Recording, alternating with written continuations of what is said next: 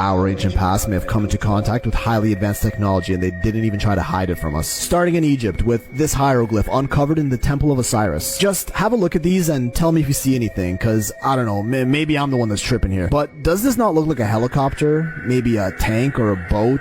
An airplane? What looks to be a spaceship, all carved into stone thousands of years old? Now I already hear the Google debunkers crying this has been proven wrong, that these are just hieroglyphs that were written many times over and these shapes are just a combination of many characters. Damn, they didn't know they were there when these were carved, given how 100% certain they are of it. There's so many other questionable hieroglyphs in ancient Egypt, but I'm gonna have to save those for another video. Let's take this all the way back to the caveman days with Paleolithic cave drawings and carvings, also known as petroglyphs. These ancient aboriginal cave paintings in Australia dating back to 15,500 BC, known as the Bradshaw paintings. Take a note of the big round heads here. China Lake Naval Air Weapons Center near Death Valley, California has petroglyphs dating 16,000 years. Again, tall beings with bubble-shaped heads and lines coming out. Oh, look at that. We see similar cave drawings in Ginkgo State Park near Vantage, Washington, all in the US of A. Tassili Najjar is a plateau in Algeria, Africa, with these rock paintings dating to about 10,000 BC, again, with these strange bobblehead creatures, almost like they're wearing helmets. Some of them even appear to be wearing gloves and full-on suits. Now, before you say, oh, that's just how they drew humans back then, well, cause right beside them we have these drawings of completely normal-looking beings, so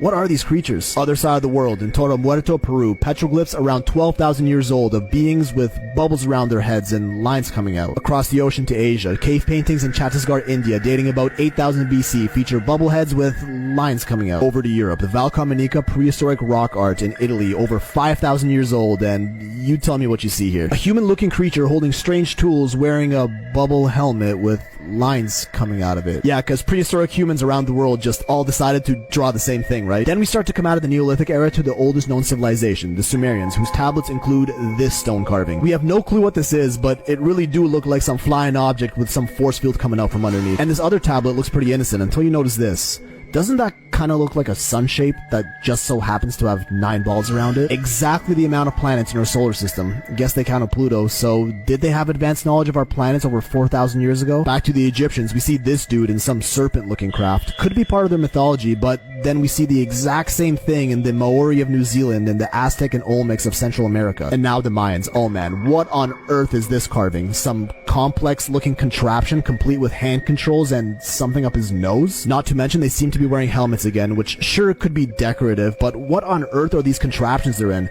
Is this their way of interpreting spaceships? These Mayan discs, allegedly revealed by the Mexican government, are over 1,000 years old and hidden until 2012, and I mean, just look at what's going on here. Granted, there's a lot of controversy around these, and they do seem a little fishy, but physicist Nassim Haramein gave a full presentation about it, so I don't know, you be the judge. This 3,000-year-old spaceship carving found in modern-day Turkey, but of course debunkers will admit it's anything but that. A silver-suited figurine wearing a helmet and gloves found in a Ukrainian village dating back to 600 BC. Carvings of people wearing helmets and full-on suits and gloves at the Hoysalaswara temple in India, dating back to about 900 years old, if not more. Are those spacesuits? Note that these are different from these spacesuit statues in Spain, which were actually just part of a restoration project in 1992, so don't be fooled. Even as recent as the Renaissance, tell me, what on earth are these little creatures flying in spacecraft doing in a Jesus painting from 1350? Look closely and you'll find similar flying saucers in dozens of these works of art over hundreds of years old. I mean, seriously, this list is endless. The more I looked, the more I found. And the angels you see in religious Renaissance paintings have been around a lot longer than you think. Predating even the Bible, depictions of winged beings were very popular among Egyptian hieroglyphs. And we see the same pattern in the carvings of the Sumerians, which are even older. Some of them even going a step further and showing these beings with the head of a bird. Now, why the obsession with birds?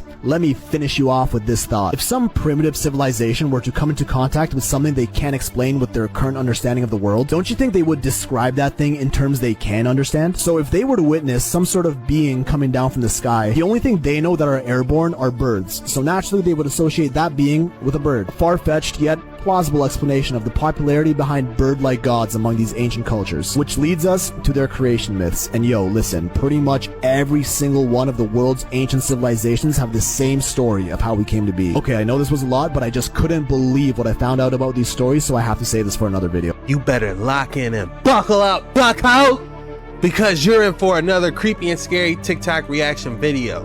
Remember, these creepy and scary disturbing videos might cause you to change your entire reality and keep you up all night. Remember, keep your head on a straight swivel because these videos are strictly for entertainment purposes only. It's up to us to distinguish fact from fiction and do our own research on everything. Without further ado, let's lock in and dive into Dark Waters 9. Damn, all those different spaceships in the paintings, that kind of lines up with those ancient coins we found.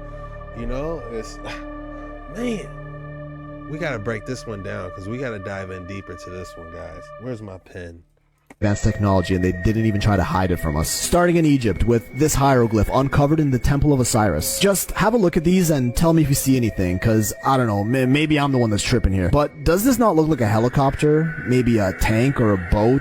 An airplane? What looks to be a spaceship, all carved into stone, thousands of years old? Now, I already hear the Google debunkers crying this has been proven wrong, that these are just hieroglyphs that were written many times over, and these shapes are just a combination of many characters. Damn, didn't know they were there when these were carved, given how 100% certain they are of it. There's so many other questionable hieroglyphs in ancient Egypt, but I'm gonna have to save those for another video. Let's take this all the way back to the caveman days with Paleolithic cave drawings and carvings, also known as petroglyphs. These ancient aboriginal cave paintings in Australia dating back to 15,000. Alright guys, we're going through this one more time because there was a lot of information thrown at us. Look at these. Don't these look like the giant headed, I forgot the name, Homo sapien, I believe, with the elongated heads? 500 BC, known as the Bradshaw paintings. Take a note of the Bradshaw paintings. Look at that. What type of alien is this? Look. Is this like an insectoid? Oh my goodness. They're called the Bradshaw paintings. How weird is this? Drop in the comments below. The big round heads here. China Lake Naval Air Weapons Center near Death Valley, California has petroglyphs dating 16,000 years. Again, petroglyphs in California. Look at these. Why do they have their head swirling? It looks like he's holding some type of weapon. Tall beings with bubble-shaped heads and lines coming out. Oh, look at that. We see similar cave drawings in Ginkgo State Park near Vantage, Washington, all in the US of A. Tassili Najjar is a plateau in Algeria, Africa, with these rock paintings dating to about 10,000 BC, again, with these strange bobblehead creatures, almost like they're wearing... Hold on. These aren't any ordinary creature. This is a giant. Look at how small this dude is compared to this. This is actually depicting a giant, if you ask me. That's why we gotta slow down and break these down, because man, it's a lot's being told here. Wearing helmets? Some of them even appear to be wearing gloves and full-on suits. Now look at this one. This is depicting an antelope. Could this be another giant that they try to make? What's with this protruding out of his muscles? Or did they try to make muscles? I don't know. Suits. Now, before you say, oh, that's just how they drew humans back then, well, because right beside them we have these drawings of completely normal looking beings. So what are these creatures? Other side of the world, in Torre Muerto, Peru, petroglyphs around 12,000 years old of beings with bubbles around their heads and lines coming out. Across the ocean to Asia, cave paintings in Chhattisgarh, India, dating about 8,000 BC, feature bubble heads with lines coming out. Over to Europe, the Valcamonica prehistoric rock art in Italy, over 5,000 years old, and you tell me what you see here. It looks like they're holding some type of triangle, some type of frequency device. A human-looking creature holding strange tools, wearing a bubble helmet with lines coming out of it. Yeah, because prehistoric humans around the world just all decided to draw the same thing, right? Then we start to come out of the Neolithic era to the oldest known civilization, the Sumerians, whose tablets include this stone carving. We have no clue what this is, but it really do look like some flying object with some force field coming out from underneath. And this other tablet looks pretty innocent until you notice this. Doesn't that kind of look like a sun shape that just so happens to have 9 balls around it? Exactly the amount of planets in our solar system. Guess they counted Pluto, so did they have advanced knowledge of our planets over 4,000 years ago? Back to the Egyptians, we see this dude in some serpent-looking craft. Could be part of their mythology, but then we see the exact same thing in the Maori of New Zealand and the Aztec and Olmecs of... Guys, this can't be a coincidence that they're in this flying type machine, and they got 4 of them in 4 different areas. Come on, man. America. And now the Mayans. Oh man, what on earth is this carving? Some complex looking contraption complete with hand controls and something up his nose? Not to mention they seem to be wearing helmets again, which sure could be decorative, but what on earth are these contraptions they're in? Is this their way of interpreting spaceships? These Mayan discs, allegedly revealed by the Mexican government, are over 1,000 years old and hidden until 2012, and I mean, just look at what's going on here. Granted, there's a lot of controversy around these, and they do seem a little fishy, but physicist Nassim Haramein gave a full presentation about it, so I don't know, you be the judge. This 3,000-year-old spaceship carving found in modern-day Turkey, but of course debunkers will admit it's anything but that. A silver-suited figurine wearing a helmet and gloves found in a Ukrainian village dating back to 600 BC. Carvings of people wearing helmets and full-on suits and gloves at the Hoysalaswara temple in India dating back to about 900 years old, if not more. Are those spacesuits? Note that these are different from these spacesuit statues in Spain, which were actually just part of a restoration project in 1992, so don't be fooled. Even as recent as the Renaissance, tell me, what on earth are these little creatures flying in spacecraft doing in a Jesus painting from 1350? Look closely and you'll find similar flying saucers in dozens of these works of art over hundreds of years old. I mean, seriously, this list is endless. The more I looked, the more I found. And the angels you see in religious Renaissance paintings have been around a lot longer than you think. Predating even the Bible, depictions of winged beings were very popular among Egyptian hieroglyphs. And we see the same pattern in the carvings of the Sumerians, which are even older. Some of them even going a step further and showing these beings with the head of a bird. Now, why the obsession with birds?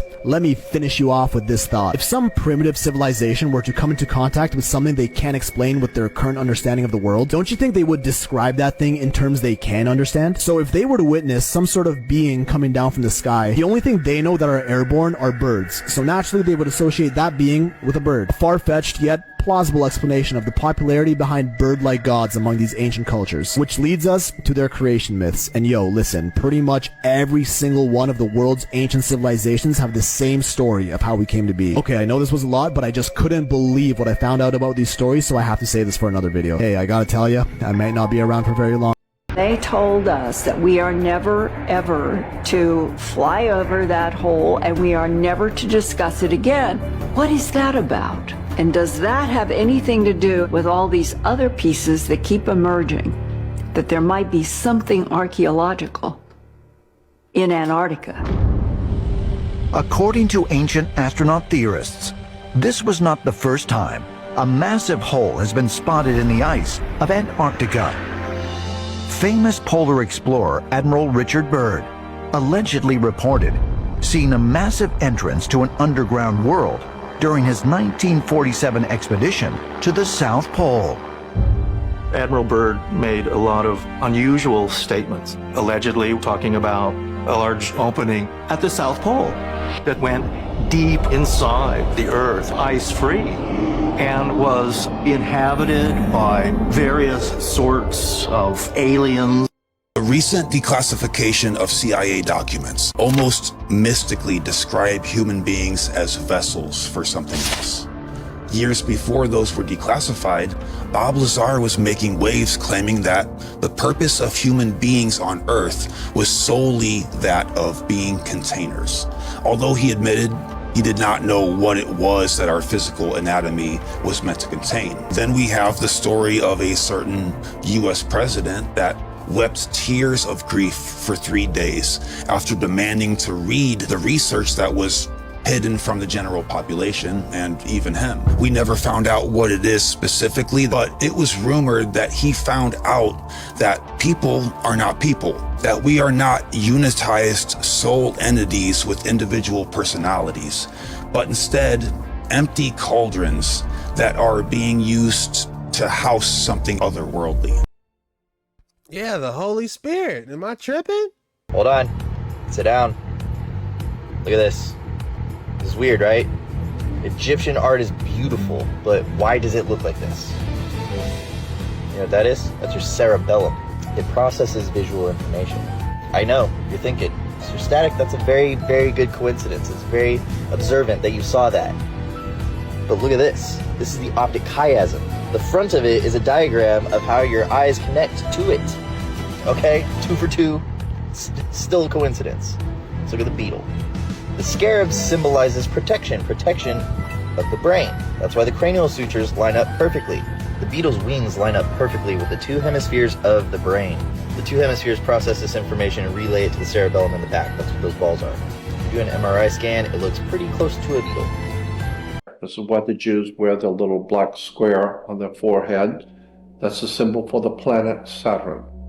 Incidentally, the Star of David is, of course, a hexagram. And on the planet Saturn, on the North Pole, is a hexagram. A lot of people don't know that. I need somebody to tell me how all these different artifacts and carvings from all around the world have the same exact drawings. All of them do. The seven-headed serpents, man. Like, how on earth? I mean, look, Russia to India. Come on, man. This is an interesting one right here. Check it out. Greek, Roman, United States. They all look an awful lot alike, don't they? Then you got these right here. They got the bracelets right there. Hold on. Whoop. The bracelets right there on their wrists. And they got these little pine cone things in there. And there's a lot of different theories on those. People say the wristwatches were time travel devices. What they carry in the bags is all the knowledge of life, etc., etc. But it's all alleged, don't forget. These right here, I think there's like 13 of these, but look, these are like 10,000 miles apart. There's no possible way. But the thing is, they drew what they saw, okay? They did. So what did they see? Then I saw somebody saying this right here is actually water erosion. Allegedly, water was up this high on the pyramid, dude. So more examples of they drew what they saw. This is a little French painting, allegedly. I think it was found like in the 40s, I think. But it's supposed to be in some cave or something, so it's supposed to be like crazy. Sphinx right here, dude, in Mesquite, Nevada. How on earth? Like what? I mean, that's an exact replica of the Sphinx, dude. Easter Island looking heads too, man. Come on, dude. I love this one right here, the Grand Canyon and a copper mine up top. Look at the similarities in that. What if this is some ancient mine that aliens came in like mined or something? A lot of people say that the pyramids were actually discovered by the Egyptians. They were there long before the Egyptians. So that's something to think about too. I need somebody to tell me how all these different artifacts and carvings from all around the world have the I think that too. The pyramids in there, they probably were there before the Egyptians, because the Sphinx head does not match up. Like, it was supposed to be a giant lion, and they just carved a Sphinx head out of it. Drop your thoughts below on that. You want to know the real reason why we can't go to Antarctica? Well, this is why. Evidently, there's pyramids back there. There's giant life forms over there. There's tunnels over there. New life is over there, which is why they call it outer space or extraterrestrial, extra space. But what I can tell you is other people have been there and actually know the truth. In that video, comment below. And this is for entertainment purposes only. It's not the Titans or the pyramids that they keep us from independently exploring Antarctica beyond the 60th parallel south.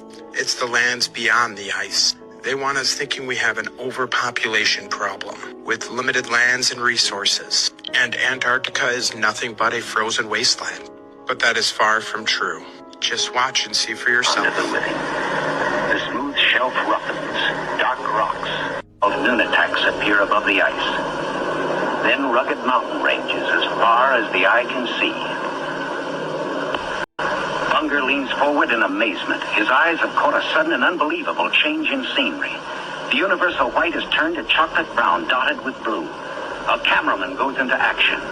300 square miles of land without snow. Land that might be in New Mexico or Arizona. Pictures alone will prove Bunger has discovered a warm oasis in the shadow of the pole. It is for such supreme moments as this that men brave the hardships of exploration. You want to know the real reason why we can't go to Antarctica? Well, this is why. They actually had land on the outer wall. That looked like real footage, guys. That looked like it was real footage on the outer lands. In 1996, Jose Luis Delgado Mamani, a local tour guide in Peru, discovered an ancient archaeological site carved into Hayumarca Mountain near Lake Titicaca, in the Andes Mountains of Peru near the border with Bolivia. It became known as Aramu Muru, or the Puerta de Hayumarca, the Gate of the Gods. It is one of the most enigmatic and controversial archaeological sites in South America. There are a number of theories about the origin and purpose of the Gate of the Gods, but its true function and significance remain a mystery. Lake Titicaca is the largest lake in South America and the ancestral home of several indigenous communities, including the Aymara and the Quechua peoples.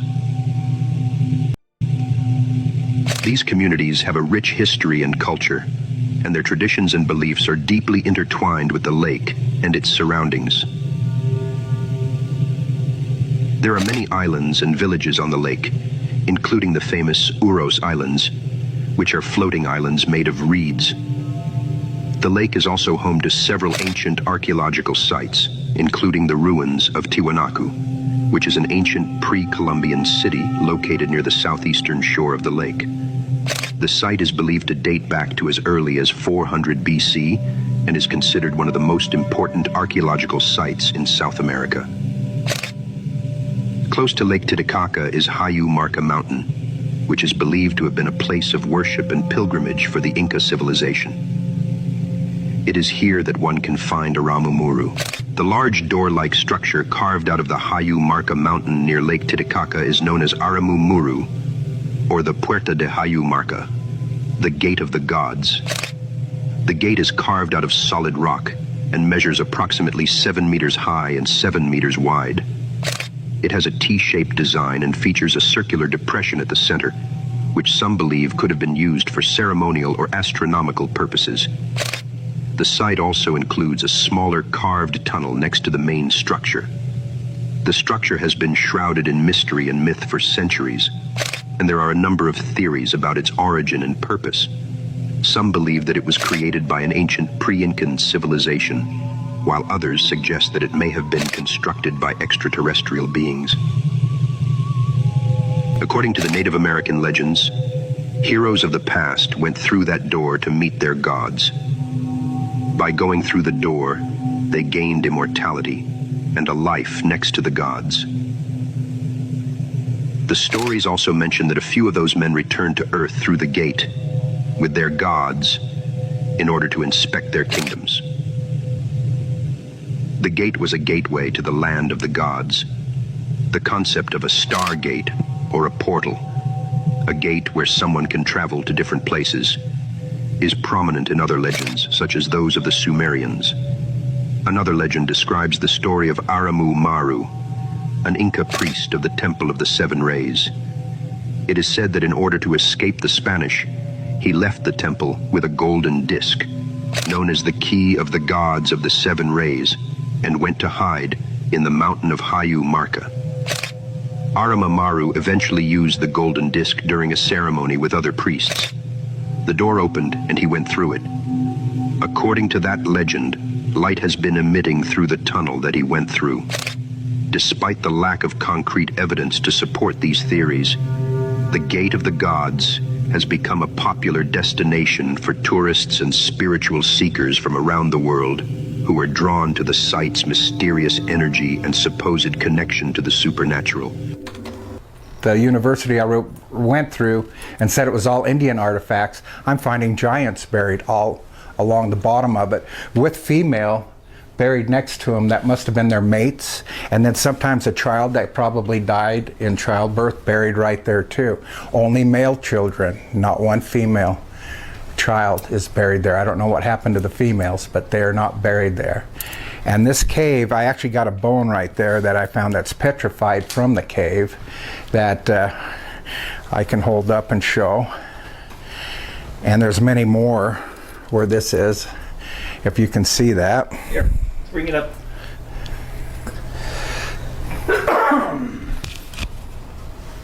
So this is petrified, and it definitely looks like a... And it's a male, a Dowse's male. I can gender. A petrified bone, but how do we know it's not dinosaur bone? How do we know? And that's... There are no other dinosaur bones. The university I went... Found an actual Nephilim bone.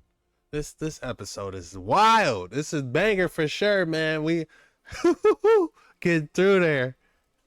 Archaeologists confirmed there's something more under the Sphinx, and then they changed their minds. John Anthony West and Robert Shaw claimed in 1995 that they uncovered a network of previously unknown tunnels beneath the historical monument, from which the Egyptian authorities quickly banned them from continuing any research. And who was the main dude behind this move? None other than Zahi Hawass, who for the longest time was quite literally the gatekeeper of all findings surrounding the Egyptian pyramids. Former Antiquities Minister of Egypt, any discoveries about ancient Egypt had to go through this guy. He himself called the findings of American hallucinations, effectively deeming them lies and misinformation. I sure know about that. But then in 1996, 1 year after the ban, the Egyptian government approves an excavation project around and under the Sphinx, led by Zahi Hawass. They even released promotional videos of Zahi entering tunnels beneath the Sphinx, something he had called absurd just a year earlier. In one clip, he even enters the Sphinx through a hole, goes deep into its subterranean caves, and claims that even Indiana Jones will never dream to be here. He goes on to say, all on record, "We are now inside the Sphinx in this tunnel. This tunnel has never been opened before.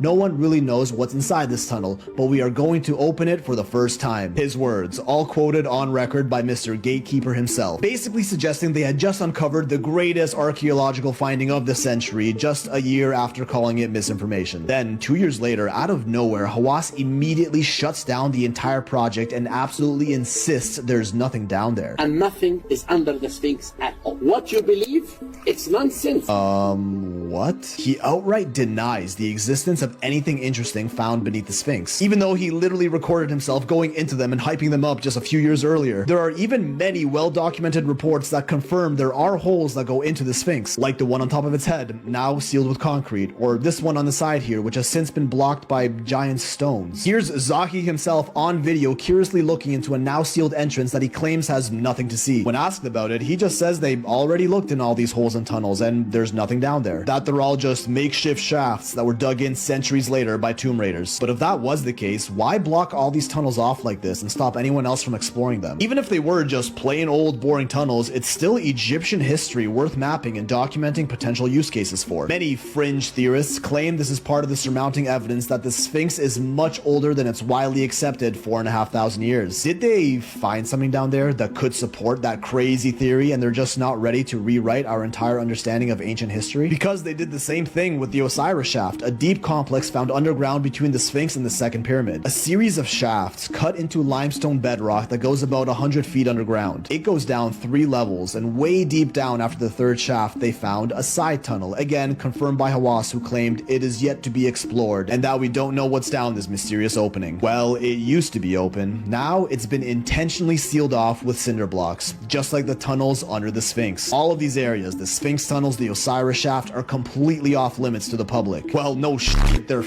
blocked. No videos or photos of the inside of any of these deeper tunnels have ever been released either. They just say nothing to see down there, block them off, and stop talking about them without showing us anything. The fact that these leading Egyptologists first confirm these deep underground passages exist, meaning they're not rumors, and then they go, oh, never mind, don't look there, and completely block them off from further exploration, makes you wonder, what did they find down there? Archaeologists confirm there's something more. They snatched all the artifacts out and they're hiding them at the Vatican. They took all the good stuff out. Did they get all of them? Probably not, but they got a good lick of them for them to flat out deny it. That's my thoughts on it. It's Sunday. I have a new rabbit hole for you. In this castle in France, some researchers dug some holes. In the holes, they found some strange parts and a whole armored knight. But when they put the parts together, it formed a bike. Why is this weird?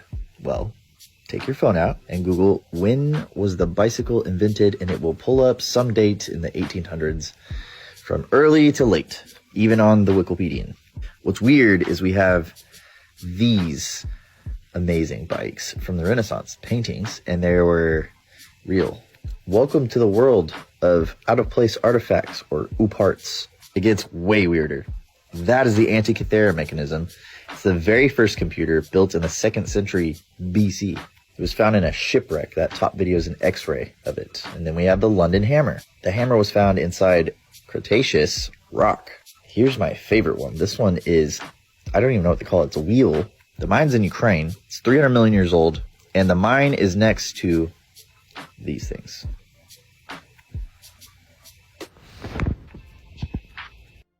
You know, I was going to speak on this before. I must have been born under a rock or something. I just don't get it, man. After 35 years, I've never met a single person that works in one of these buildings. Not one person. And I've never met a single person that works in the water towers, ever. And at this point, I'm starting to think that these buildings are what are housing aliens. And a lot of these buildings where it seems people are going to work are really just alien meetings. You know, I drive through downtown a lot in DFW, and I see people walking around and stuff like that, and they go into buildings, and I'm like, man, look how big this building is. You know, what are these people actually doing in these buildings? You know, they say it's for this bank or, you know, that energy company or this and that, but it just doesn't make sense. The building's so vast, it's like, what are y'all doing in here? It almost seems like it's all just a front, and we're all living in like this fake simulation, and people are fake going to work, and they're just fucking clones. They're robots. They're not even real people. I'm starting to believe that most of these people around us who are working downtown are not even real. They never go home because they're all aliens. You know, at this point, I'm starting to believe a lot of homeless people are not even homeless. They're just aliens putting on a disguise to basically keep up a front. You know, so it just almost seems like, you know, they're all here just to play the stage, and the world is stage. You know, just to keep the indigenous people in a sleep so that we can't figure out what the hell is going on. But we definitely living in a post-apocalyptic era.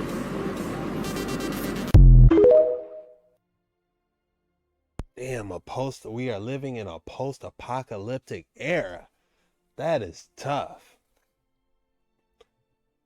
The language that we usually use is called connotative linguistics, which is introduced into societies where people are held to servitude so that their own language traps them.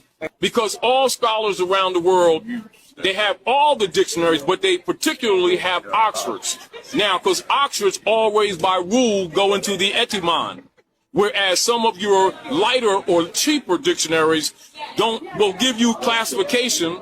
You'll give you classification and will give you bracketed etymon, but it will be limited. The first thing you do when you look up a word in a proper dictionary is you go to the part of speech which will come directly after the word, which will be abbreviated or either written out in italics. The first thing you do with the word is plug it into its proper mother or matrix. You look up the word black, right? You're going to see right after it is going to have ADJ, which means what? Adjective, which means it's not a noun, which means it's not a person, place, but in law and in standing and in contract, you would fail all the time. You understand? Right. Which makes us incompetent. Now, black is an adjective. It's an old English word. So then you go to the appendix of any dictionary and it'll take you to the 1400s, which means in that form, it doesn't go past the 1400s. So all scholars know when you go past 1400s that word in this form does not exist. The language that we usually use is called connotative linguistics, which is introduced into societies where people are held to servitude. TikTok.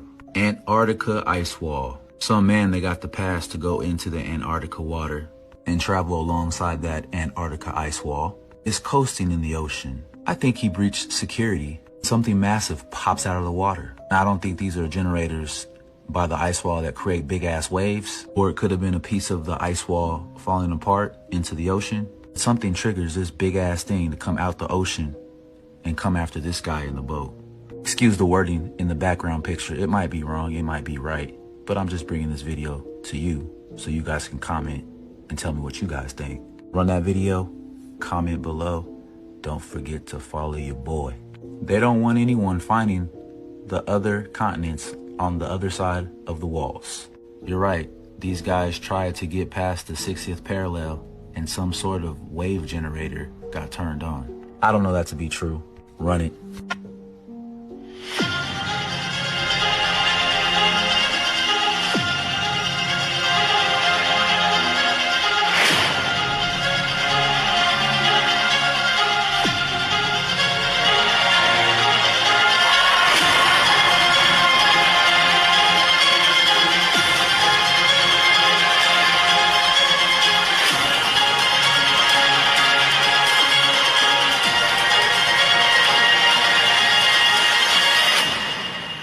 TikTok, Antarctica ice wall.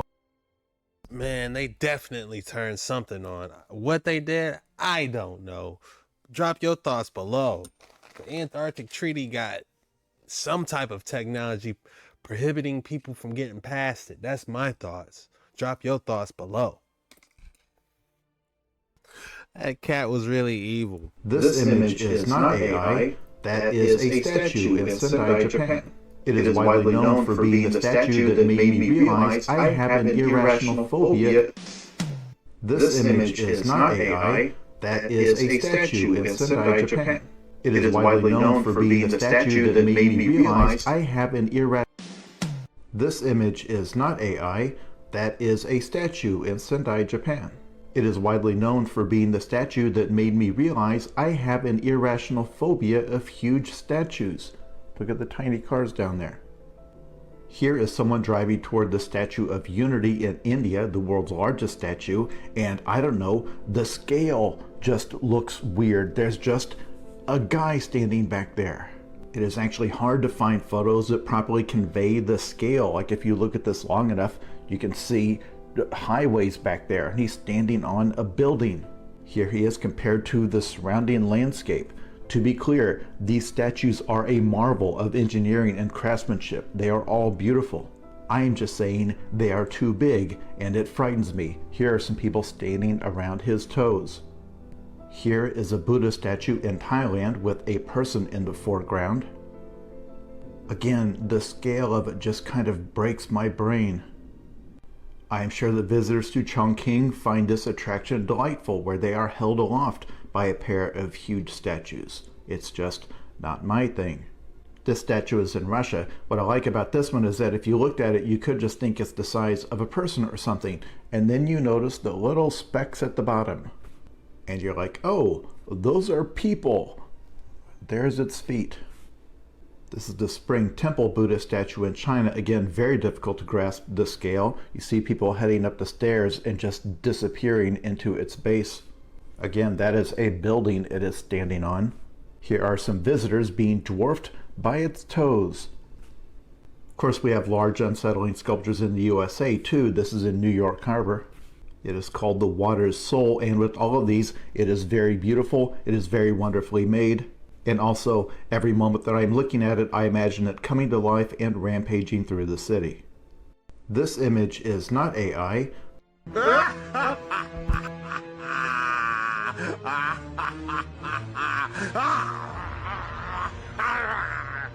that a pinky?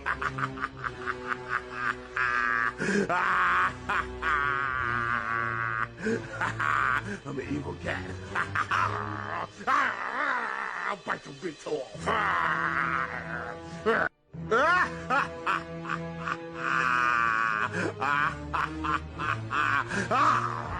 Who knew these statues existed? These are massive. What do we got here? Another Sphinx in Guatemala? This has no audio, by the way. Yeah, it definitely looks similar.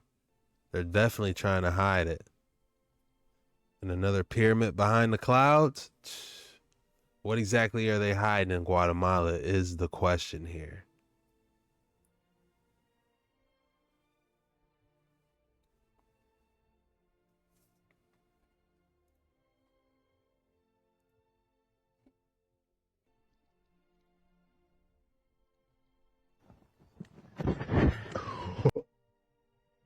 This way.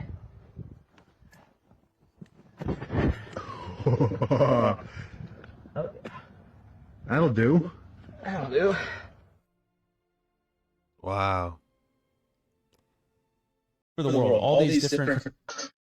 Let me tell you about some maps dating back from the 1500s from all over the world. All these different cartographers all over the world. So Europe, Asia, Japan, China, they all depicted at the North Pole there's these 4 islands that are equally spaced apart, and in the center was a mountain, and they said it was a magnetic mountain. But certain maps, they would even say like, this is the village where the Tartarians lived. But then you think of like Admiral Byrd, right, who was the guy that explored Antarctica, and there's a story that he actually went in underground city. Admiral Byrd went to the North Pole too, and he actually said that he flew into the Earth. There's an opening at the top of the world where you could fly into the Earth. Shut up. And this dude's a decorated admiral. Yeah. He said that the U.S. needs to be prepared because what he discovered in Antarctica, they have craft that can fly from the South to the North Pole within minutes. One of the maps said that the rivers that pass through these islands, they said, are 33 miles wide, and they only freeze for 3 months out of the year. Let me tell you about some maps dating back from the...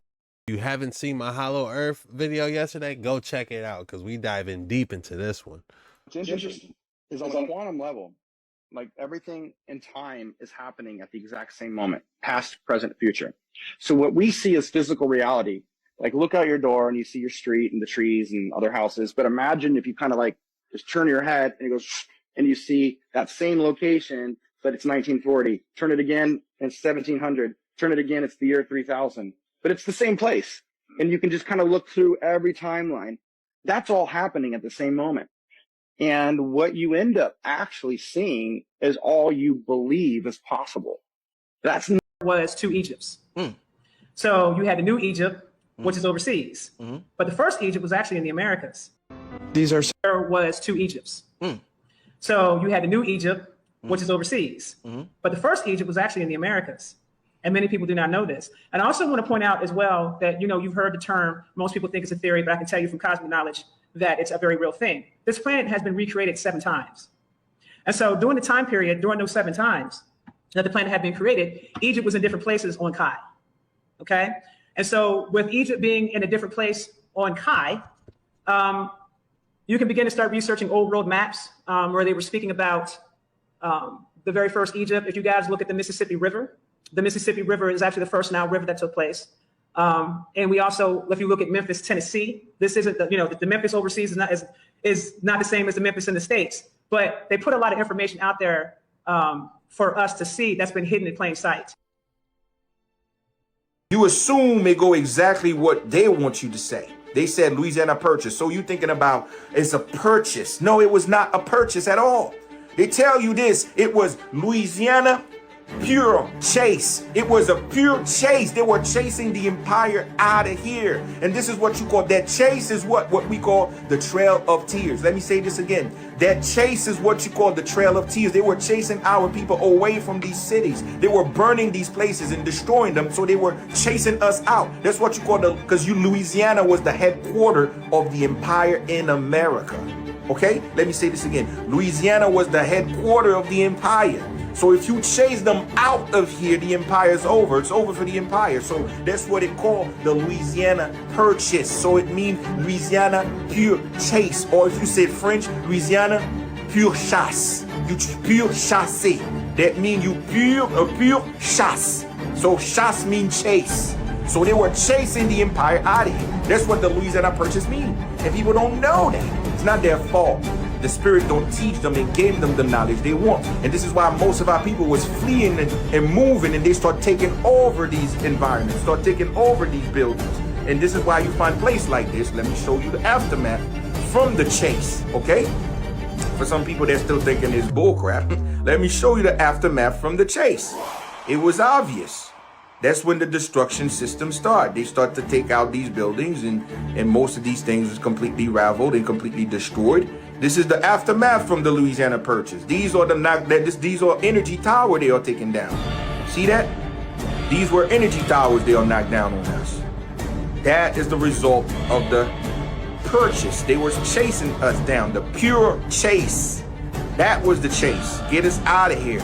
Burning these buildings. See, this is the building right there. That's how they burning these buildings. So now ask yourself this. If you really built them, if they said they were the one responsible, would you destroy them? No.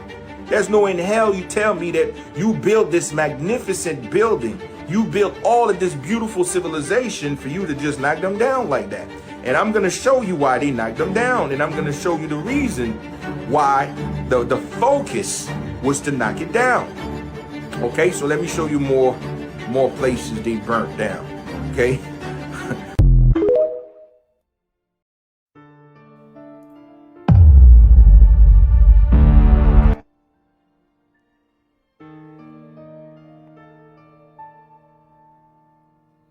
What in the world?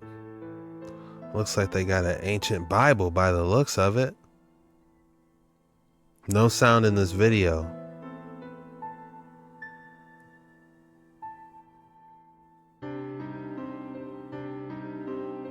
Does his shirt say police or polo? I believe that's police because of the badge. So this might be an actual ancient Bible. Damn, who is that? I can't tell. You guys drop your thoughts below. What's going on here?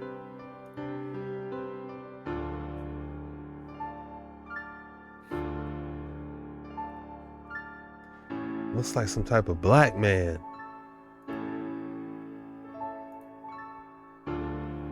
With blonde hair? That's what it looks like.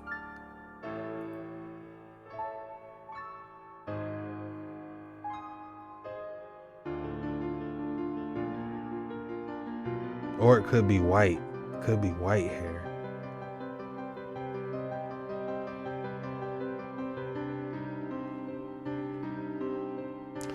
That didn't look like Hebrew though.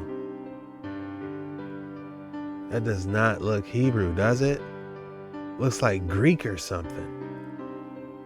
Drop your thoughts below on that. There was. You might have already seen this map of the Tartarian Empire, but a detailed map with the names of the different provinces is hardly known. So, let's take a closer look at the Tartarian Empire and the people who used to live there.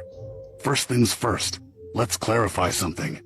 The Tartarian Empire and Great Tartary are often used as synonyms today, but they're not exactly the same thing. Great Tartary was the largest province within the Tartarian Empire and was further divided into Siberia, the Russian Empire. Yes, you heard that right. And to the southeast, there was Chinese Tartary. And no, Chinese Tartary shouldn't be confused with China itself, as it was much smaller than today and located right beneath it. Other parts of Great Tartary included independent Tartaria, Tibet, and what we now know as Pakistan was referred to as Mughal Tartaria. It's important to note that the term Mughal has nothing to do with Mongol, nor is it related to present-day Mongolia. The word Mughal actually comes from Greek and simply means great. Now let's shift our focus to the smaller parts of the Tartarian Empire found in Europe. We had Muscovite Tartary, which coexisted alongside the Russian Empire, Cuban Tartary, and Little Tartary, which corresponds to modern-day Ukraine. But here's a crucial point to remember. Tartaria has no connection to the Turkic Tatar people of today, and multiple historians have made it clear. Tartary was more like a union of diverse provinces in Asia and Europe, ruled by the Russians in the north. Some even interpret the Russian coat of arms as a symbol of the Russians conquering Tartaria, because it features a knight slaying a dragon. The truth is, the Tartarian Empire never used the dragon as its symbol. Instead, they embraced the griffin, a mythical hybrid creature with the traits of an eagle and a lion, both widely recognized Indo-European symbols and often seen on the coat of arms of European noble families.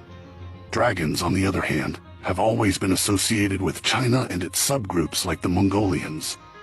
The Tartarian Empire faced its downfall at the hands of the Chungars, a subgroup of Western Mongolians, around 1530 AD, or 7038 according to the Slavic calendar. The name Tartaria derives from the gods Tark and Tara, who are the children of Perun, a deity worshipped by Slavs and other Indo-European peoples. According to the beliefs, Tark and Tara were the protectors of Asia, known as the land of the Oz or Aesir people. You might have already seen this map. This is how the ancient Egyptian pyramids were actually built. We have all heard that they were created by a being named Thoth, or Hermes, or Quetzalcoatl in South America. But how did he do it? Thoth used what we in the modern day call quantum mechanics to create these monumental structures. Essentially, it has been proven that everything we see today is just energy vibrating at different frequencies. And by frequencies, yes, I mean waves. Thoth operates on a level beyond ours, where we are in the third dimension and he is in the seventh dimension. The seventh dimension is a realm of pure thought, creativity, and of higher consciousness, where time does not exist and the boundaries between space and thought blur. This allows for the manifestation of thoughts into physical reality. Our thoughts are just frequencies. These thoughts operate in the higher dimensions, where they are at a much higher frequency. So the theory is that as the thought transcends the dimensions towards the third, it becomes more and more matter-like. Thoth created a frequency up in a high dimension, which encapsulated the knowledge of the earth, astronomical details, and more, and cast this frequency down to our third dimension. This is where it manifested as the pyramids, a thought from a higher dimension taking the shape in our physical world as these unexplainable structures. Comment frequency for the next video on what he actually stored within these pyramids. This is about Thoth operate in the seventh dimension. That makes me think about the end of Interstellar, when he was going through those different lines trying to communicate with love, I believe. And they're saying Thoth operates in the seventh dimension. That is interesting. Drop your thoughts below on that. This is the 2D image of This is how the 2D image of Statue of Liberty on Google Earth. Somebody told me that I needed to watch I Pet Goat, so I looked it up, and let me show you what I've seen off of it. It has to do with the Statue of Liberty here.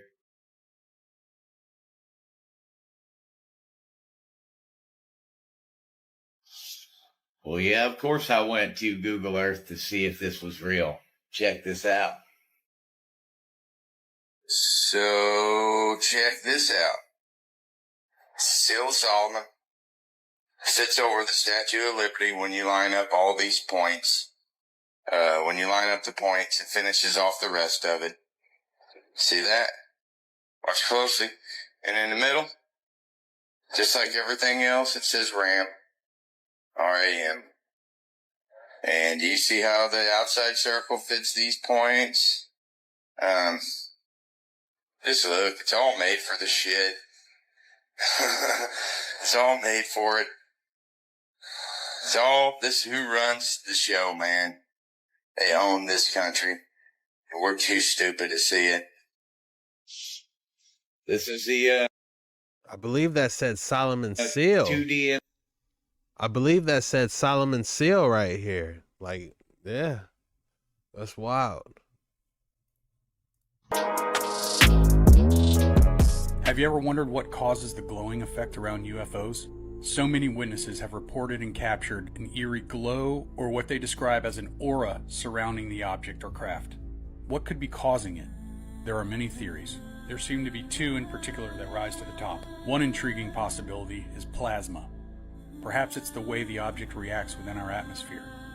Maybe it creates an intense friction and heat and ionizes the air and forms a plasma. A state of matter where gases become electrically charged. But that's definitely not the only theory. Another possibility suggests that it could be light distortion, where the intense energy of the craft warps and distorts the light surrounding it. In fact, Bob Lazar suggested this theory long ago. There are other possibilities to consider, but plasma and light distortion seems to be the most popular theories. Maybe it's something even more extraordinary. Share your thoughts on what you think could be causing this phenomenon. Do you believe? Alright, I got none on my scanner. Alright, I'm just trying to keep an eye out on my scanner, make sure I'm not encountering any. If it wasn't for my quantum mode, I couldn't shake them. You know, you asking me if I believe in them? Yes. I seen 2 of them earlier today. I can't shake them. But yeah, I think they're out here for entertainment purposes only. Should the Vatican have included the term interdimensional beings in its recent guidance update regarding the supernatural phenomena and other apparitions? Many think they should have. Some individuals have also suggested a less earthly reason for the Vatican's guidance update, saying that the rise in information and interest in UFO and UAP topic in recent years might be part of the reason. As described, an apparition refers to the appearance of a spiritual or supernatural visitor, most likely with instances involving a divine entity. With so much talk of interdimensional beings associated with UFOs and UAPs lately, it seems like it may coincide with what the Vatican is talking about. Could this video footage captured by a security camera explain why the Vatican is updating its new guidance in handling apparitions and other supernatural phenomena? Could this be an example of an interdimensional being exiting a craft of some sort? What do you think?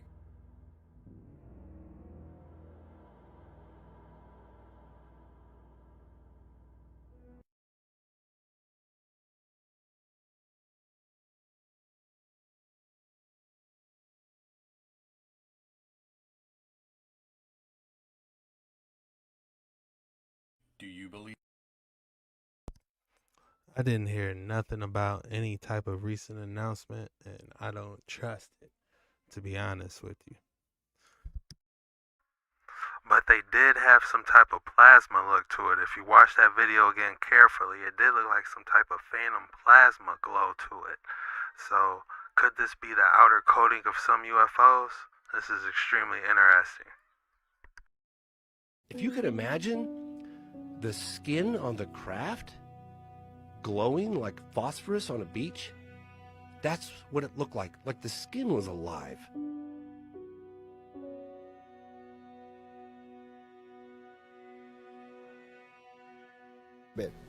The skin of the craft seemed intelligent. Like there was an intelligence. It seemed alive. There seems to be a reoccurring theme. The skin of these crafts, these UAPs, these UFOs, seems alive or intelligent. What do you think?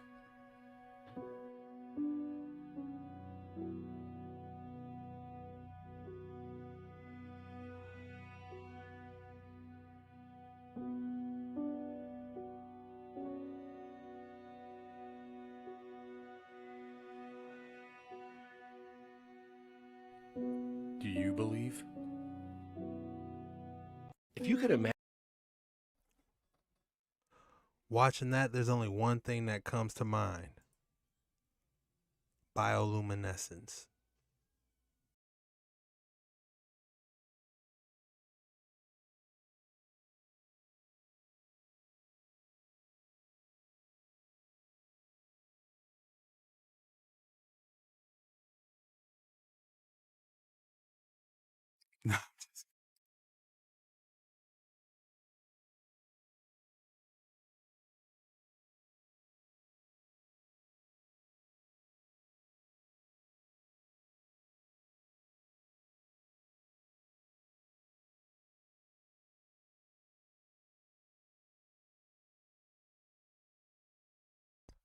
That had to be real.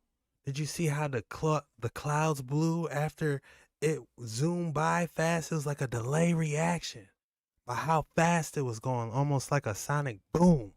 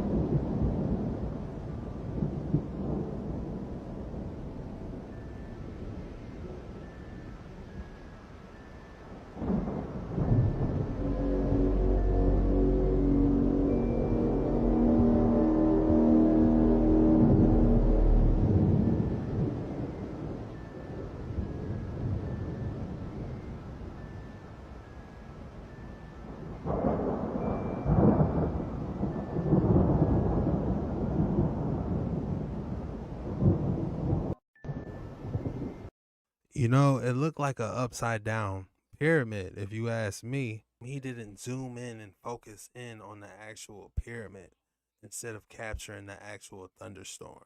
That's my whole thing. If I seen something in the sky like that, I would have zoomed in on it, y'all. That's my take on it. Are we looking at an actual alien being? Perhaps. In 1992, a mysterious VHS recording surfaced depicting what many believe to be a groundbreaking discovery, an extraterrestrial biological entity. The images allegedly found on a dark web server shows a group of people, including a camera operator, examining what appears to be the preserved body of an alien in the frigid expanse of Eiger, Switzerland. The footage of these images has sparked intense debate and fascination. People have described it as both disturbing and extremely compelling. The entity lies amidst a backdrop that suggests the frigid, imposing slopes of Eiger, a mountain renowned for its majestic presence and also as being part of the UNESCO World Heritage, a landmark that falls under legal protection. The file that was marked as simply EBE 1992 Eiger contains no other clues, and it leaves many unanswered questions. Could this be real footage of one of humanity's most significant discoveries, or an elaborate hoax? What do you think? Do you believe? This man has been in contact with aliens, and he has evidence to prove it. Edward Billy Meyer, a Swiss national, made a groundbreaking claim in 1975 that he had been in contact with extraterrestrial beings from the Pleiades star cluster. He claims that these beings have shared information and prophecies with him. He has presented numerous photographs as evidence of these encounters, and these images have since become infamous. And despite considerable debate, they remain undebunked to this day. Take a look at these amazing photos.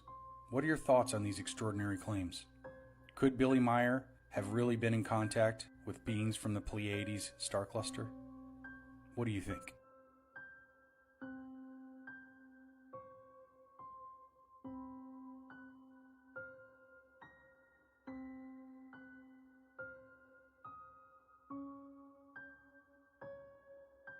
Do you believe?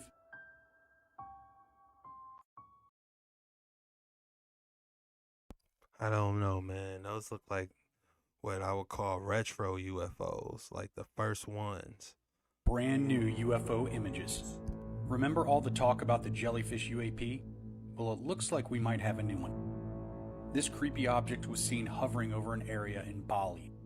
It's eerily similar to the jellyfish UAP in Iraq in 2018. According to the witness, the object seemed quite large, hovering without any lights or strobes. There seems to be a number of these UAP jellyfish sightings that have been reported in recent years, including one from a cruise ship captain in 2020.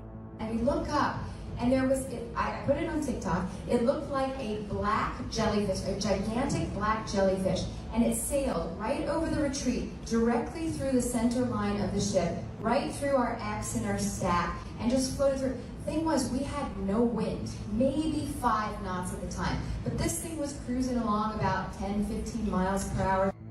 Could these images show a new jellyfish UAP seen over Bali? What do you think? Do you believe?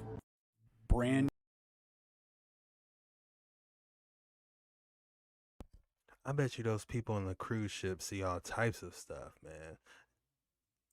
And how good of a job is it? A cruise ship captain? You are chilling.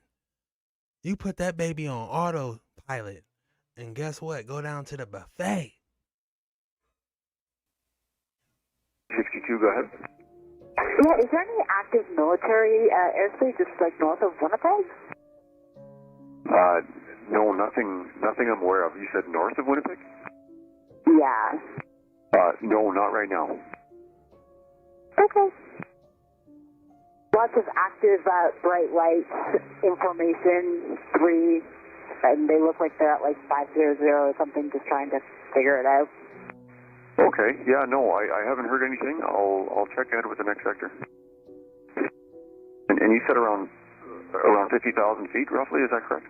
Yeah, it looks like it. I mean, it's hard to say, but yeah, it keeps being like 3 to 4 really bright lights, and they kind of were in like a triangle formation, and then it looks like the little dipper for a bit, and then they disappear, and then they come back. Okay. Okay, thanks for that. I'll just make a note, but yeah, I can't think of what that might be. Okay. Yeah, check Canada 7086. Do you guys see these lights, 12 o'clock? See something flashing lights around 11:30, star 600. Yeah, forming triangles and then flying away and coming back. Big bright light that's coming towards us, slightly above us, Flare 600. More that's 11 o'clock to 12 o'clock, Flare 600. Take Marcana 7086, do you have any traffic out there? No, I had one other report 10 minutes ago from a Morningstar flight east of Regina. Reported the same thing. Her best guess was around somewhere around flight level 500, and thought it might be somewhere north of Winnipeg. So yeah, do you have a guess as to what you might think the altitude is? Hard to tell, just because the evening, I'd say she's probably pretty accurate, but they keep forming up in a triangle, and then it's pretty odd. Flare 600, take center, good morning, and are you still seeing those lights that you were reporting earlier? Yeah, it's quite bizarre. There's around 6 of them just randomly doing the formation flight at high altitude at 12 o'clock, Flare 600. Okay, thanks. Winnipeg Center from Flare 600. Go ahead. Just curious, when it comes to those lights that you have multiple aircraft reporting, what reports do you guys have to file for that? Usually we just tell the shift manager and then they follow up with whatever reporting they do. Okay, so you're not reporting a UFO then? Report exactly what the pilot said to the shift manager, and then they'll file it as they do. Roger. Okay, thanks. Definitely not satellites. UPS 104, I just got here for the morning, so I'm just finding out about all the reports, but I guess they've been all the way across the prairies this morning, or overnight. Okay, yeah, it's like, unlike anything I've ever seen in like the 15 years of night flying that I've done. Okay, thanks very much. 7062, go ahead.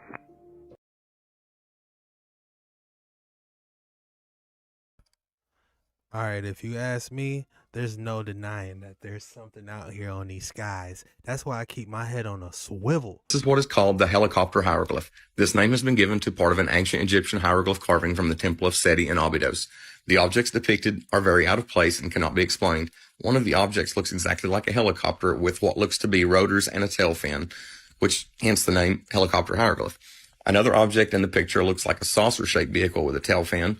Also, what looks to be possibly a tank or a submarine can be seen at the top right. The object at the bottom right seems to also have a tail fin and a rounded cockpit. To me, though, the helicopter hieroglyph is the most intriguing. This is what is called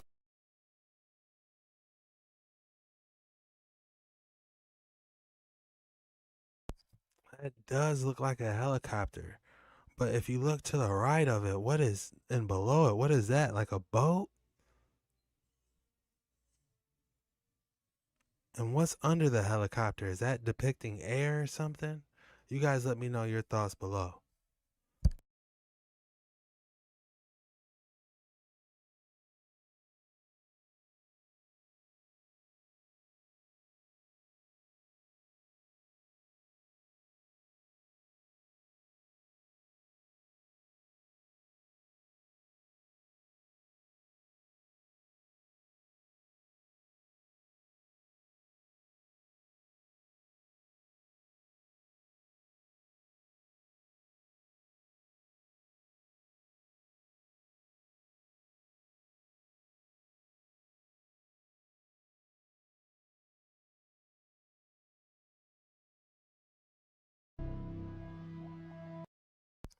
So it's real. Deep within Egypt's Temple of Seti I lies a 3,000-year-old wall filled with strange carvings. The most obvious carving is that of a modern helicopter, known as the Abydos helicopter. But there are also carvings of what appears to be a boat, plane, and some sort of airship. So what was the original intent behind these depictions? The carvings could have been a warning, a cryptic message of an impending sky-related catastrophe, tied to the temple's dedication to Osiris. Other theories suggest that the carvings are a result of palimpsest, a practice involving the reuse of old inscriptions or images by covering new ones on top, creating layers of artwork. The helicopter could have been a modified hieroglyph, transformed over time into its current form. So what do you guys think? Is the Abydos helicopter a glimpse into advanced ancient knowledge, or a mere coincidence etched into history?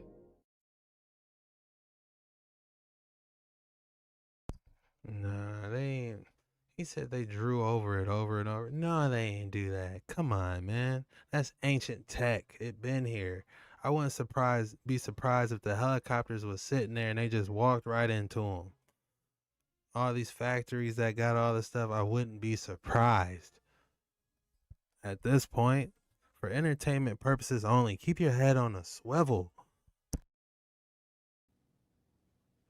Hi. Hi.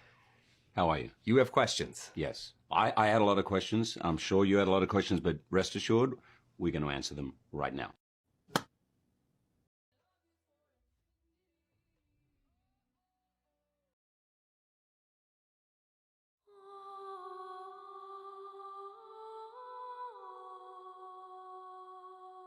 That's definitely a must-see. Have any of you guys saw any of the pyramids? Let me know. Now let us see pictures if you have. I definitely want to see it. This stuff I want to see more than the pyramids, but the pyramids is definitely on my list. There's a couple cathedrals I want to see before I see the pyramids. But whatever comes first, I take. Most of the Egyptian gods are biblically accurate. Egyptian gods are fallen angels. Most of the Egyptian gods are biblically accurate cherubim angels that fell from grace after starting a war against God. I'll explain that more later, so stay until the end. Ancient Egypt was a place known to practice black magic and communicate with these fallen angels that deceived them into thinking they were gods. A clear way to see this truth is to observe how the so-called Egyptian gods have halos. Now look at a picture of an Egyptian god next to Christ. Do you notice the halos? Meaning they both are from a place of grace. Interestingly enough, most of the Egyptian gods have these halos above their heads, and some even have wings. These are the biblically accurate class of angels that fell, known as the cherub angels. And here's a way to tell. Cherub angels are usually part animal, part human. In Ezekiel, he's seen these angels saying they possess 4 faces: a bird, an ox, a human, and a lion. It is also believed that these angels can shapeshift as well.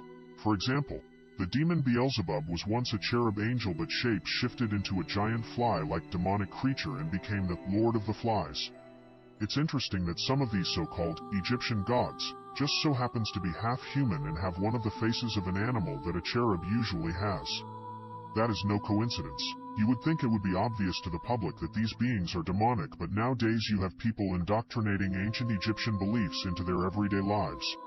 I will be making a second part to this video, so follow me and share this with a friend for part 2 about how Egyptian... My question is,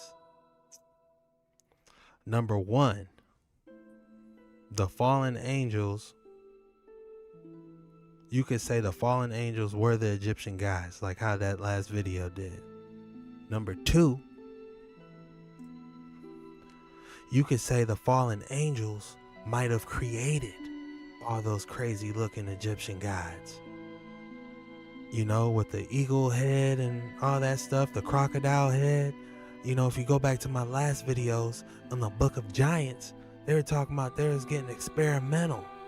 So now I'm starting to think, look, those Egyptian gods might have been some homunculi that didn't know any better, that was created from the fallen angels.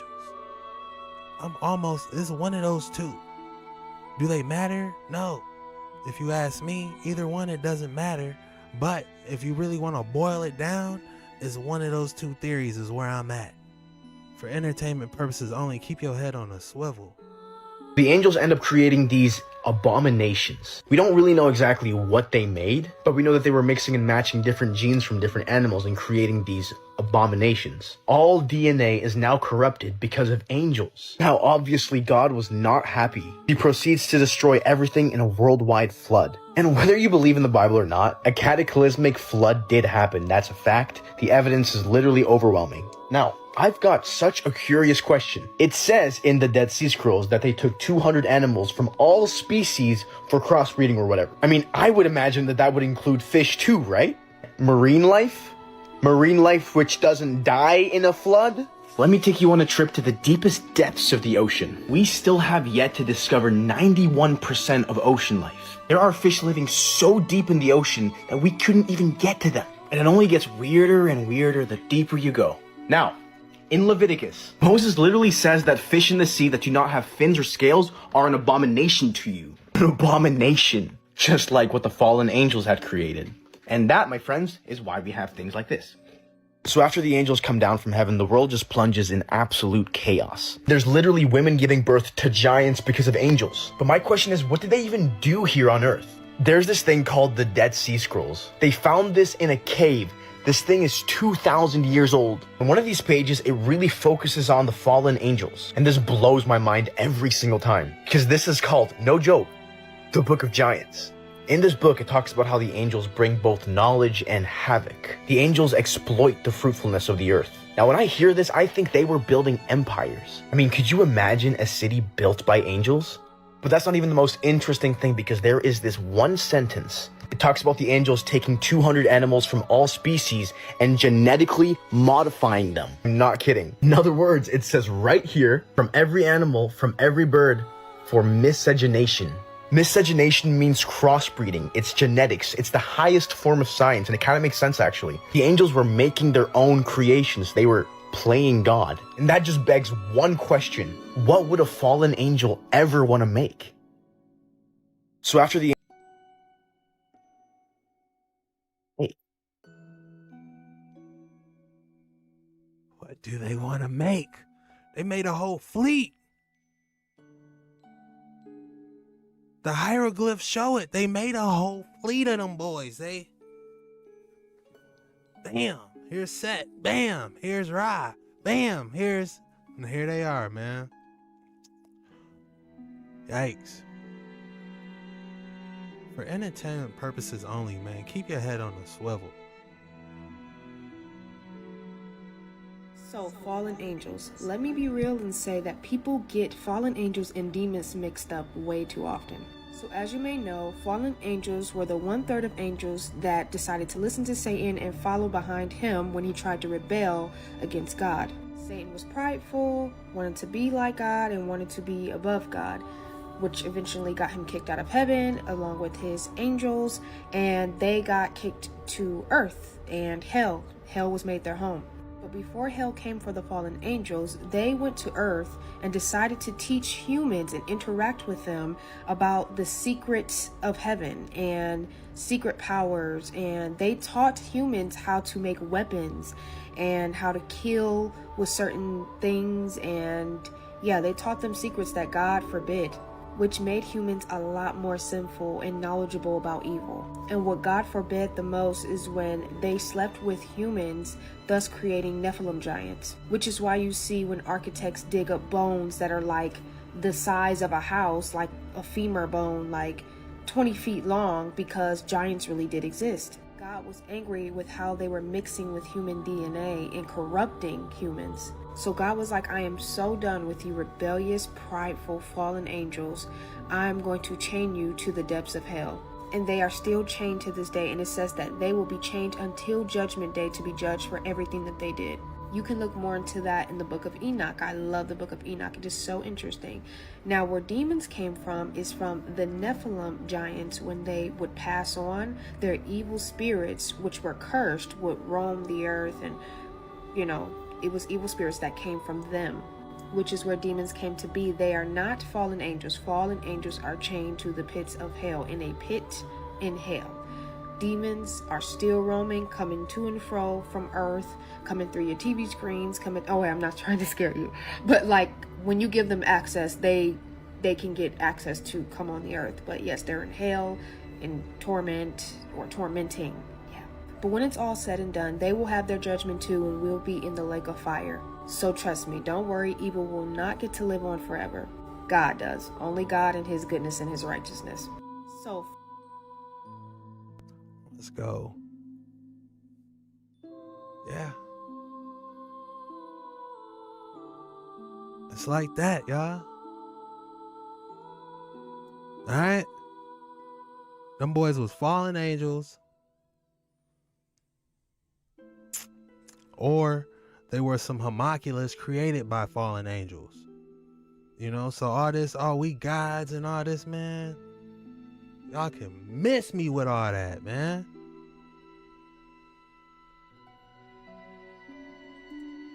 I'm gonna be the first one to tell it to you, you know?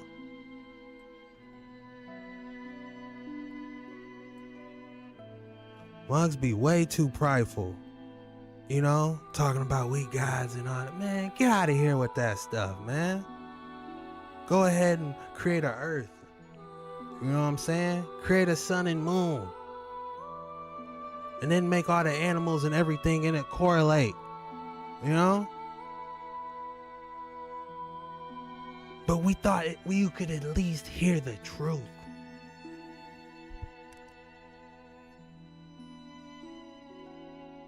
There's no such thing as other planets or outer space. I believe the planets are actually just fallen angel beings, and I'm about to show you. So we know, according to scripture, stars are angels, angels are stars. We know that we all live under God's firmament. There's no such thing as outer space. So all the stars or angels are inside the firmament. Right? According to Revelation, the 7 stars are the angels of the 7 churches, right? So we know stars are angels. Right? We know 1/3 of the stars of heaven, or the angels, fell, right? They disobeyed God. These are known as the fallen, right? Now the book of Ezekiel gives us a description of what some of these angels look like. As for their appearances, they four had one likeness, as if a wheel had been in the midst of a wheel. So a wheel inside of a wheel. This is a picture of Mars captured by the Nikon P1000 camera, where you see a wheel inside of a wheel. Now, you can go find a bunch of Greek and Roman gods that actually have the same names as the planets. They were named after them because they're not actually planets. The false gods are really just fallen angels in disguise. This stuff is no joke. You can go look it up. Why do you think they had us building these solar system projects in school, trying to get us to memorize all these names? We were giving false idolization to these false gods. Right, and they gave us hints, right? Some of them actually do look like wheels inside of wheels, but this is fake. It's not what they actually look like. These are the true photos of what these so-called planets actually look like. They're all wheels inside of wheels. These are the fake ones. Now these are some pictures of stars as well that have the same exact appearance, just normal stars. Alright, so what God has ordained for these angels is to move in this circuit type fashion around the earth, right? Right, so if there was certain of these stars or these angels not moving in this circuit, they'd basically be disobeying him, right? Which is what the planets are, wandering stars. I believe they are part of the fallen, which is why they are connected to all these Roman and Greek false gods. I believe he gave us a hint at this in the book of Jude. Raging waves of the sea, foaming out of their own shame. Wandering stars, to whom is reserved the blackness of darkness forever. Why are these wandering stars or these wandering angels so shameful? Probably because they disobeyed him. If y'all want more about this, it's in my True Earth book, in my profile. Go download. Let me know what you guys think about this one. Don't forget to like and follow to stay tapped in with the truth, and I'll see you in the next one. Could the fallen angels be chained inside the planets? That's deep. That's a deep one. We might have to do a whole episode on that. Planets? Actually fallen angels?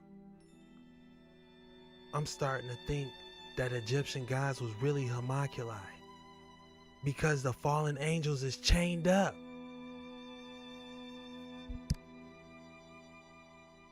Pause. Did you know the false gods of Greek mythology are actually the fallen angels of the Bible? And that Jesus directly challenged the fallen angel that the people of his day would have thought was Poseidon? Let me show you. For one, we know that fallen angels desire to be worshipped. They had people making idols all throughout scripture. And before somebody says that, yeah, Greek mythology, that's not in the Bible, may I kindly remind you that the Bible's not separate from our world. The Bible is about our world and the false gods of this world. Meditate on that before I continue. In desiring to be worshipped, they developed these false identities. In further scriptural proof, in the days of Jesus and the apostles, they literally worshiped Greek and Roman gods. They called Barnabas Zeus and Paul Hermes, just to give you a cultural background. Understanding this, in light of this, Jesus silenced the storm, a storm sent by a satanic being. They would have seen this being as Poseidon. Jesus is superior. Like and follow for more. How it works. What they said is your brain is a transducer. So you're literally taking waves of potential, low frequencies, high frequencies, and you project them at the quantum level the instant that you look at something and think about it. And then it imprints it on a universal kind of hard drive that somebody else can now go to the location and see the same tree that you put there. So they're like, well, does a tree make a sound in the forest when it falls? No, it's not even there until a human is there to put it there. It's wild. So now they're going, oh my God. So if consciousness is literally the energy that is everywhere, that's omnipotent, the way we say God is, omnipotent, the way we say God is. It's what powers the atom. It's a sea of energy that powers the individual atom. That you're telling me that we can tap into that sea and our brain just pulls that fuel and we can project like war, a dictator, an abuser, love, happiness, a child, a tree. And so then they did all these experiments called the double slit experiment where they're shooting photons through one of two slits, like on a plate. It's one individual photon. They were like, it's only going through the slit that we observe. Like the scientists, they were looking at the left slit, the photon goes to that one or the right one. Like kids like Edgar Allan Mitchell, I think I told you this a long time ago, when he went to the moon, he came back and he was just like, something about consciousness is a big deal, and he had this epiphany. So he started this this institute called the Institute of Noetic Sciences, and it's all about consciousness. So Edgar Allan Mitchell, a PhD, Apollo astronaut, gets all these other PhDs, and one of the first things they studied was Uri Geller, was around TV, the psychic bending spoons in his fingers, melting spoons. They're going around, they kind of find out, is he lying, is he not? We can't actually tell because we know he's lying here. Looks like he's really doing it here. So we don't really fucking know. But what we do know is when we go around all the houses of kids watching this dude on Johnny Carson, they don't know he's lying. So the kids are really doing it. So I don't know, look, he can do it, I can do it. Because no one told the kids it's not possible. That has to do with faith and belief and manifestation. It's actually physics. It's literally actually physics that on the very fundamental basic quantum level, the only way for a physical matter to exist is for a human to transduce the waves into physical matter. And if you don't, someone else will do it for you, and then you're kind of fucked, you know, and then you live in a world that you can't mesh with, you know? So we are literally creating reality, and everything is happening everywhere, all at once. So if you think of your brain as this little antenna, you can literally tune into your own life experience. But there's cause and effect and all these different natural forces. So if you want to be a rock star and that's all you tune in, maybe you'll get there overnight, but you'll be on drugs and you'll hurt people and you'll have a crash. Because at the end of the day, it's about your soul learning lessons and getting better and consciousness expanding, because all of us are having lessons. And this is like the latest stuff with neuroscience and physics and quantum physics. And UFOs kind of sit at the nexus of all of that. That's how I got into this stuff, because I always like, I want to know about the machines and who are the pilots. But really what you learn is these machines aren't coming from other planets. They're coming from time, you know, and then you go, why? Well, maybe we have a consciousness they don't have. So they can't like meditate and kind of cruise through all things at once. They have to use a machine to do it, you know? So it gets really crazy quick, but I find that fascinating. It's interesting. Yeah, I don't agree with everything he's saying about the moon and UFOs, but it is interesting how he threw in the double split experiment in there while only being able to observe certain things with your consciousness. It's, you know, he might be onto something there. Out there that defy everything we know, like the plant-like being one hunter says he met in the woods. In 1968, a West Virginia hunter named Jennings Frederick reported one of the strangest encounters ever documented. He was in the woods when he heard a rapid, high-pitched chatter. Curious, he followed the sound and came face to face with a 7-foot-tall, plant-like creature with thorny fingers and eyes that glowed. According to Frederick, the creature spoke to him telepathically, asking for medical help. Then it reached out, pierced his arm with its thorn-tipped fingers, and began drawing his blood. Strangely, Frederick felt no pain, almost as if he were hypnotized. Just as suddenly, the creature let him go, took a massive leap, and disappeared into the woods, leaving behind a low hum in the air. Frederick kept the story to himself for nearly 8 years, finally sharing it with UFO researcher Gray Barker in 1976. This encounter remains one of the most bizarre on record, and no other sightings of a similar creature have ever been documented in the area, making it a true standalone mystery in West Virginia folklore. For more bizarre and unsettling stories like this, come say hello on YouTube. Maybe there are creatures out there that... That is crazy. I get Hollow Earth vibes. As soon as he's talking about someone speaking telepathically, tell me that isn't Hollow Earth vibes. Look, y'all. Back in the day, when everybody knew how to do the witchcraft, when it ended a while ago, they was able to say certain chants to make these structures. Egypt is not across the world. They want you to believe that. And that's why they got the passport system and everything's a lie. Again, it's not across the world. All you gotta do is walk this way. You know how many, you see all the openings? You know what lives inside these? They all know I'm here. God's been protecting me this whole way until it's time for me to go. Because my job will be done here in a few.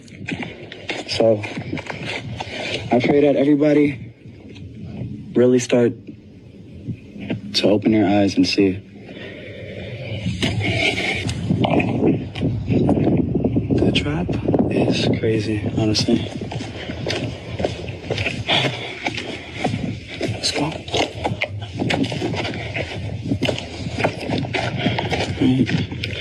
I forgot if I said this in the last one, but they used to do certain chants to make these rock forms and stuff, and they could pretty much bring up anything. And they all knew magic, but we failed for many different reasons.